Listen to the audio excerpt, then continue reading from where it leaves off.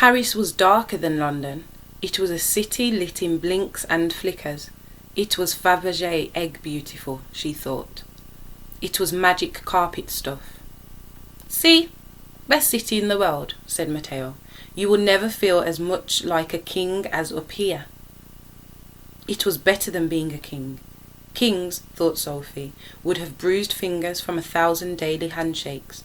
This was like being a warrior, a sprite, a bird. Far away, by the river, she thought she could see the hotel bust and her own skylight. I wonder if I've left my candle burning, she said. I think I can see it.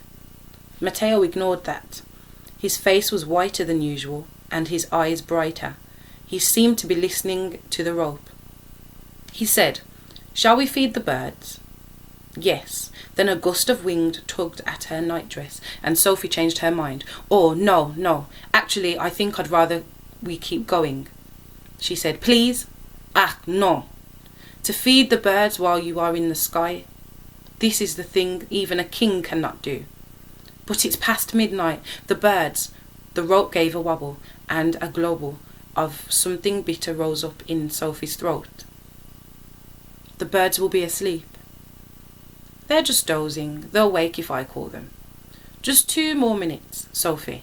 I have hold of you. You can't fall if I have hold. Quickly then, okay? You have to let go of me with one hand. I have grain in my pocket. I'll put it in your palm. Yes? I have the balance, Sophie. You just keep your legs straight. No, don't look down. Sophie tried to take the grain from his hand without looking down at it. She failed. The whole world swooped. She could feel half of the grain slithering through her sweaty fingers. Her knees gave a spasm and the rope a shudder. Matteo, help me! Matteo had never looked more calm. He said, Steady. He tightened his grip on her and shifted their balance. Are you panicking?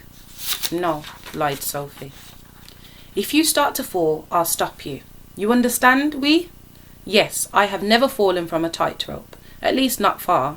Not very far, anyway. Breathe, please. I am. Stop telling me to breathe. The rope dug in the soles of Sophie's feet. I am breathing.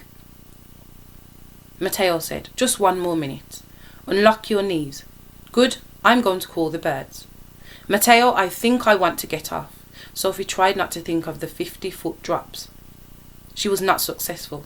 Please, let's just get to the other end. No, just 1 minute. Matteo whistled, a scale of 3 notes rising.